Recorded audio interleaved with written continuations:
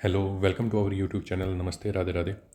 पिछली वीडियो में हमने उत्तर वैदिक काल के क्या किए थे, एमसीक्यू किए थे, और उससे पहले हमने डिस्क्रिप्टिव देखी थी उसकी। तो हमने उत्तर वैदिक काल अच्छे से समझ लिया। अब हम किस में जम कर रहे हैं, महाजनपद में। लेकिन हमने आयरन के बारे में काफ़ी बात की है। आयरन जो डिस्कवर हुआ था, ठीक है, डिस्कवर हुआ था, वो कब हुआ था? 1000 BC में, है ना। तो आयरन से क्या बन रहे थे? आयरन से क्या बन रहे थे? वेपन बन रहे थे, ठीक है, औजार बन रहे थे 1000 BC में। ठीक है, क्या बन रहे थे? आयरन से वेपन बन रहे थे, यानी कि हथियार बन रहे थे। ठीक है, क्या बन रहे थे? हथियार बन रहे थे। ठीक है, और उन हथियारों से क्या हो रही थी? जंगल की सफाई हो रही थी, और वो किसके लिए हो रही थी? प्रोडक्शन के लिए ज़मीन तो थी, वो यूज़ हो रही थी। इतना तो हमें पता चल गया था। ठीक है, लेकिन अब महाजनपद में क्या एकदम से ड्रास्टिक चेंज आया? ये ड्रास्टिक चेंज आया कि जो हल थे वो किसके बनने लगे? लोहे के। ठीक है, आयरन के। और जब हल अगर लोहे के बनेंगे तो खेती क्या होगी? उसकी जो स्पीड है खेती की, वो दुगनी हो जाएगी। ठीक है, वो दुगनी तेज़ी से होगी। ठीक है, तो उससे क्या होगा? प्रोडक्शन भी बढ़ेगी। ठीक है, क्या बढ़ेगी उससे? ठीक है, उससे क्या बढ़ेगी? प्रोडक्शन बढ़ेगी। सही बात है सर जी। टैक्स भी बढ़ेगा। सही बात है सर जी। सैलरी भी बढ़ेगी। सही बात है। उससे क्या होगा? आर्मी भी बढ़ेगी। ठीक है, यानी कि प्रोडक्शन बढ़ेगी, प्रोडक्शन से टैक्स भी बढ़ेगा, टैक्स से क्या बढ़ेगी? सैलरी भी बढ़ेगी, और सैलरी से क्या होगा? आर्मी बढ़ेगी। यानी कि अगर राजा के पास आर्मी है अच्छी खासी, तो वो स्ट्रांग होगा कि नहीं होगा? वो स्ट्रांग होगा। ठीक है, तो कितने महाजनपद हैं टोटल? टोटल कितने महाजनपद हैं? 16 महाजनपद हैं। ठीक है, यानी कि 16 क्षेत्र है। अब जिसके पास, जिस राज्य में अगर लोहा मिल रहा है, तो उसकी तो होगी है भाई बल्ले बल्ले, है ना। क्योंकि वो क्या करेगा? ठीक है, ज़्यादा से ज़्यादा लोहा मिलेगा उसे, उस लोहे से क्या होगा? ज़्यादा से ज़्यादा हल बनेंगे, और क्या होगा उससे? खेती ज़्यादा से ज़्यादा होगी, प्रोडक्शन ज़्यादा होगी, तो टैक्स ज़्यादा लगेगा। टैक्स से सैलरी और आर्मी उतनी ज़्यादा होगी, तो वो क्या कर सकता है? दूसरे क्षेत्र पे क्या कर सकता है? ईजिली अटैक कर सकता है कि नहीं कर सकता? बिल्कुल कर सकता है ना। तो अपने जो साम्राज्य है उसको क्या कर सकता है? उसको बढ़ा सकता है। ठीक है, तो अब देखते हैं क्या स्टोरी चलती है आगे, है ना। तो पहले तो देखते हैं इनकी कैपिटल कितनी है ना। 16 जो महाजनपद है, इनकी कैपिटल देख लेते हैं। जैसे काशी की क्या? वाराणसी है। कौशल की क्या है? ठीक है, कौशल की क्या है? कौशल की है श्रावस्ती, है ना। अंगा की क्या है? चंपा। मगध की क्या है? राजगिरी। वज्जी की क्या है? वैशाली। मल की क्या है? कुशीनगर। चेदी क्या है? शक्तिमती। वत्स क्या है? कौशंबी। कुरु क्या है? इंद्रप्रस्थ, है ना। कुरु की क्या थी कैपिटल? इंद्रप्रस्थ। ठीक है, कुरु क्या है? दिल्ली में, है ना। पंचाल की क्या है? पंचाल की तो नॉर्थ में क्या है? अहिछत्र। और साउथ में क्या है? कपिले, है ना। मत्स्य की क्या है? विराटनगर। सुरसेन की क्या है? मथुरा। अस्का की क्या है? पोतन या पोटली, है ना। पोतन या पोटली बोला जाता है इसको। गंधार की क्या है? तक्षशिला। कंबोज की क्या है? पूंछ राजपुरा या हाटक, है ना। अवंती की क्या है? महेशमती। ठीक है, अवंती क्या है? मध्य प्रदेश में। ठीक है, ये तो याद ही करना पड़ेगा, और एक दो बार अगर रीड कर लोगे, इसको सुन लोगे, तो ये ऑटोमेटिकली याद हो जाएगा। ठीक है, फिर इसके आगे बढ़ते हैं हम। इसके आगे बढ़ते हैं, है ना। तो क्या था इसके आगे? अब क्वेश्चन आ जाएगा कि 16 महाजनपदों के नाम हमें किस बौद्ध ग्रंथ में देखने को मिलते हैं? तो किस बौद्ध ग्रंथ में देखने को मिलते हैं? तो कौन सा बौद्ध ग्रंथ है वो? अगुंतर निकाय। कौन सा? अगुंतर निकाय।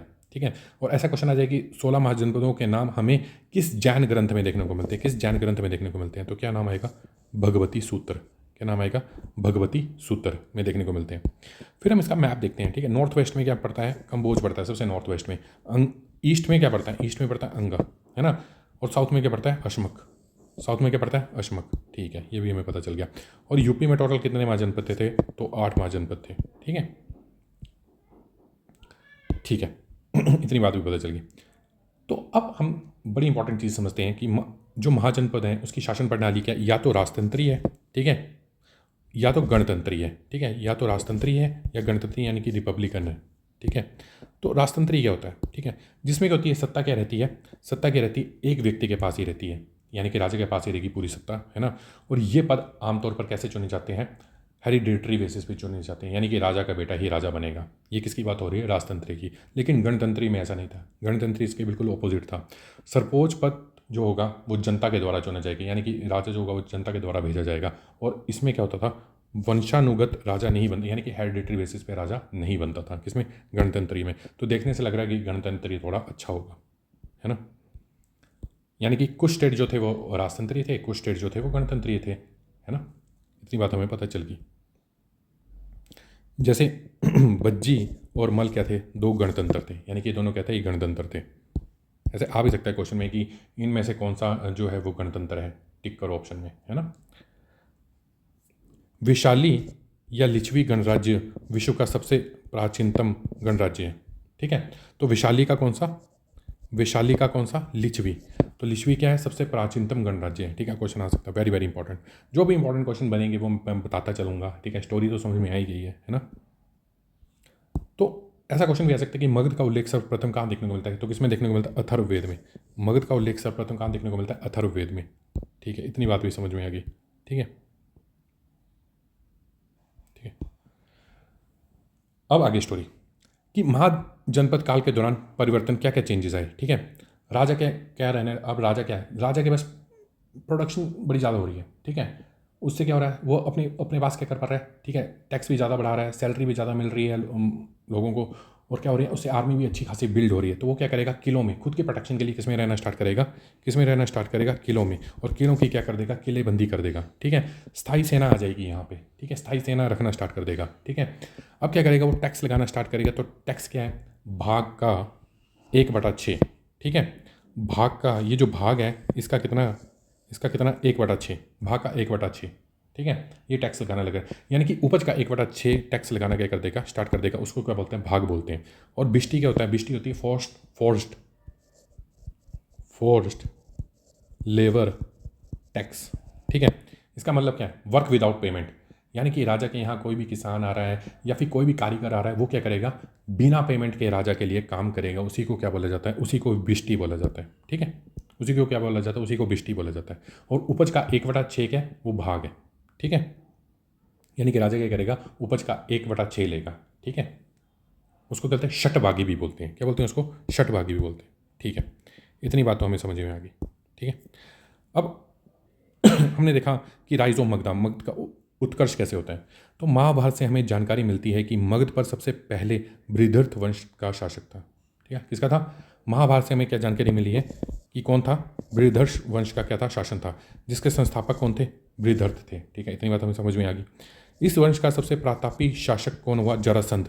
ठीक है, तो यानी कि मगध का सबसे प्रतापी शासक कौन हुआ, जरासंध। परंतु इसका कोई ऐतिहासिक प्रमाण नहीं मिला है। ठीक है, इसका कोई ऐतिहासिक प्रमाण नहीं मिला। तो ऐतिहासिक प्रमाण किसका मिला है, क्वेश्चन ये है। ठीक है, अब मगध में ऐसा था क्या, मगध क्यों सबसे ज़्यादा शक्तिशाली बना, मगध के पास ऐसा था क्या। ठीक है, तो मगध के पास क्या था, कृषि में लोहे का प्रयोग होता था, है ना। वन क्षेत्र, हाथियों की उपलब्धता, वन क्षेत्र जंगली इतने ज़्यादा थे, हाथियों की उपलब्धता इतनी ज़्यादा थी कि कोई भी दूसरा जो स्टेट है वो उस पर अटैक करने से पहले 100 बार सोचेगा। ठीक है, विस्तृत उपजाऊ मैदान थे। ठीक है, खनिज संसाधनों की उपलब्धता बड़ी ज़्यादा थी। ठीक है, व्यापार में क्या होगी, इससे वृद्धि होगी। ठीक है, इतनी बात तो समझ में आएगी, कितना सब कुछ है, तो कोई अटैक करने से घबराएगा ही घबराएगा। ठीक है, अब आगे देखते हैं हरेक वंश। ठीक है, तो हरेक वंश की जो ओल्ड कैपिटल है हरेक वंश की, वो क्या है, गिरिब्रज, है ना। फिर बिंबिसार ने क्या किया था, जो पहला था, बिंबिसार ने क्या किया था, इसकी कैपिटल जो थी, ये न्यू कैपिटल क्या बनी, वो बनी राजगृह। क्या बनी, राजगृह। ठीक है, तो ओल्ड कैपिटल अगर पूछ ले हरेक वंश की तो क्या है, गिरिब्रज। अगर न्यू कैपिटल पूछ ले तो कौन सी है, वो राजगृह। ठीक है, अब देखो कितना चालाक राजा था ये बिंबिसार, कि इसने अपने साम्राज्य का विस्तार कैसे किया, शादियाँ कर करके। ठीक है, शादी करता था, दहेज में क्या लेता था, जगह लेता था। ठीक है, दहेज में क्या लेता था, जगह ले लेता था। ठीक है, जगह की मांग करता था। कैसे, तो बिंबिसार ने 3 विवाह किए थे। ठीक है, महाकौशला देवी से कौन सा प्रांत प्राप्त किया इसने, काशी प्रांत। यानी कि इसने काशी प्रांत मांग लिया। इसने बोला कि ठीक है मैं शादी करूंगा लेकिन मुझे काशी प्रांत चाहिए, तो बोला ठीक है ले ले। ठीक है, तो क्या हुआ, साम्राज्य का विस्तार हो गया।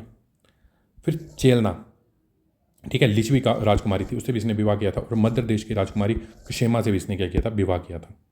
ठीक है, बिंबिसार ने अपने शासनकाल में अंग राज्य को जीता। ठीक है, और वहाँ का सेनापति किसको बना दिया था इसने, अपने पुत्र को, जिसका नाम था अजातशत्रु। ठीक है, इतनी बात भी समझ में आ गई। अवंती के राजा प्रद्योग पांडुरंग से गृहस्थ हो गए थे। ठीक है, उसने ठीक करने के लिए बिंबिसार ने क्या किया, अपना राजवैद्य जीवक, ये बड़ा इंपॉर्टेंट क्वेश्चन है, ये क्वेश्चन आ भी जाता है कि जो अवंती के राजा थे प्रद्योत, ठीक है, जो कि बीमारी से क्या हो गए थे, पीड़ित हो गए थे, तो किस राजवैद्य को इसने भेजा था, तो किसको भेजा था, जीवक को भेजा था। ठीक है, तो जीवक के इलाज से प्रद्योत क्या हो गए थे, स्वस्थ हो गए थे। ठीक है, मैं बता रहा हूँ, फिर से मैं क्वेश्चन बताता जाऊँगा, इंपॉर्टेंट, सुनते रहना ध्यान से। बिंबिसार महाभूत का क्या था, समकालीन था। ठीक है, यानी कि कॉन्टेम्परेरी था। ठीक है, इसने बेणुवन बिहार दान में दिया था। बड़ा इंपॉर्टेंट क्वेश्चन है कि इसने कौन सा बिहार दान में दिया था, तो इसने बेणुवन बिहार क्या किया था, दान में दिया था। किसने, बिंबिसार ने। ठीक है। उसके बाद आता है अजातशत्रु, इसका समय काल है 492 BC से 460 BC। ठीक है। अजातशत्रु का शाब्दिक अर्थ ही ये होता है जिसका कोई शत्रु ना जन्मा हो, यानी कि one who has no enemy. ठीक है। अजातशत्रु को क्या बोला जाता था? कुणिक भी कहा जाता था। ठीक है।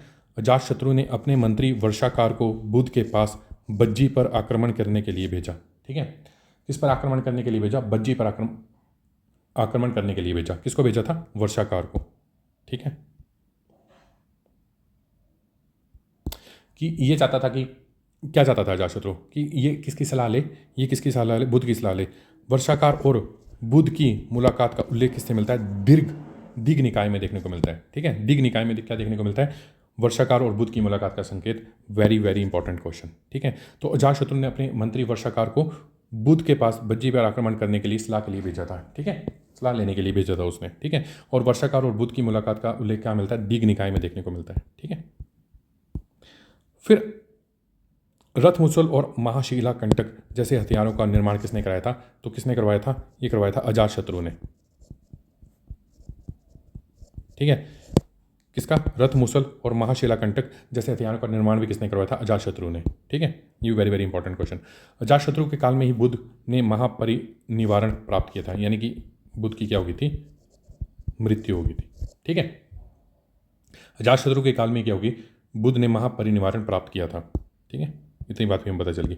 इसी के शासनकाल में प्रथम बौद्ध संगति का आयोजन हुआ था। और इसी के शासनकाल में प्रथम बौद्ध संगति का आयोजन कहाँ हुआ था? राजगृह में हुआ था। कहाँ हुआ था?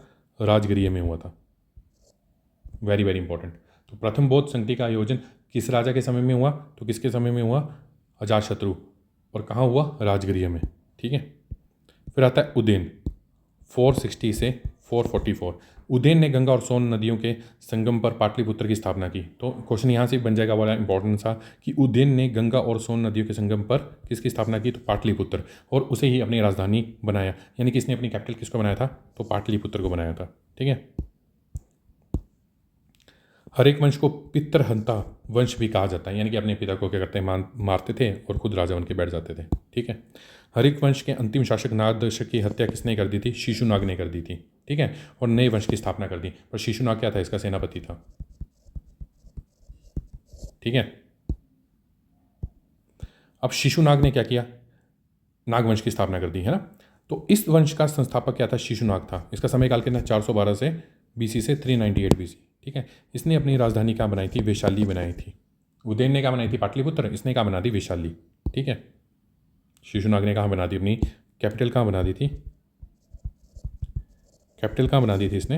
वैशाली में। ठीक है। फिर उसके बाद आता है काला अशोक, 394 से 364। ठीक है। तो काला अशोक के शासनकाल में द्वितीय बौद्ध संगति, पहली बौद्ध संगति किसके समय में हुआ था? तो अजातशत्रु में। ठीक है। कहाँ हुई थी? राजगृह में। और द्वितीय किसके समय में हुई थी? काला अशोक में। ठीक है। कहाँ हुई थी? वैशाली में। ठीक है। Very very important. इस वंश का अंतिम शासक कौन था? नंदीवर्धन था। ठीक है। और इसकी हत्या किसने कर दी? महापद्मानंद द्वारा की गई। यानी कि नागवंश का अंतिम कौन था? नंदीवर्धन। उसकी हत्या किसने कर दी? महापद्मानंद ने। ठीक है। नंदवंश। ठीक है। अब कौन सा आएगा? नंदवंश। संस्थापक कौन है? महापद्मानंद। ठीक है। तो इसको क्या बोलते हैं? सर्व क्षत्रक भी बोलते थे, यानी कि क्षत्रियों का नाश करने वाला। ठीक है। एक राट की उपाधि भी ली थी और अपर परशुराम की उपाधि भी ली थी। ठीक है। ठीक है। ठीक है। Mahapadmananda was the first chakravarti emperor of India. तो पहला चक्रवर्ती सम्राट भी किसको बोला जाता है? महापद्मानंद को ही बोला जाता है।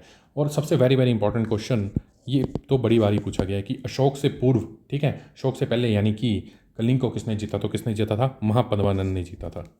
ठीक है। इतनी बात भी समझ में आ गई। ठीक है। ये भी बड़ा ज़्यादा इंपॉर्टेंट क्वेश्चन है। महापद्मानंद ने कलिंग से जैन साधु जिनसेन की मूर्ति उठाकर उसे अपने साथ ले आया। तो कौन लेके आया था? महापद्मानंद। क्या कर रहा था? कलिंग से क्या किया था उसने? जैन साधु जिनसेन की मूर्ति उठाकर क्या किया? अपने साथ ले आया था। ठीक है। फिर उसके बाद आता है घनानंद। ठीक है। Ghanananda 329 BC to 321 BC। ठीक है। तो घनानंद ने क्या किया था? वंश का ये अंतिम संस्थापक था। ठीक है। नंद वंश का अंतिम संस्थापक कौन था? तो घनानंद था। तो घनानंद के शासनकाल में ही भारत पर सिकंदर का आक्रमण हुआ। ठीक है। भारत पर किसका आक्रमण हुआ था? तो अगली वीडियो में हम विदेशी आक्रमणों के बारे में तो पढ़ेंगे ही, परंतु यहाँ देख लो कि घनानंद के शासनकाल में क्या हुआ, भारत पर सिकंदर का आक्रमण हुआ था। ठीक है, घनानंद ने चाणक्य को अपने राज्य से निकाल दिया। ठीक है, इसको भी याद रखना। ठीक है, और घनानंद के विरुद्ध चाणक्य द्वारा चली गई चालों का वर्णन किस में मिलता है? मुद्रा राक्षस में देखने को मिलता है। ठीक है, मुद्रा राक्षस में देखने को मिलता है। ठीक है, फिर ये बढ़ता जाएगा, है ना, बढ़ती जाएगी ये। फिर मौर्य वंश आएगा। ठीक है, चंद्रगुप्त मौर्य फिर घनानंद को मारेगा चाणक्य की सहायता से, है ना। ओके, इतनी बात तो हमें समझ में आ गई महाजनपद के बारे में, है ना। तो अगर वीडियो अच्छी लगी हो तो लाइक एंड सब्सक्राइब कर देना। ठीक है, थैंक यू वेरी मच।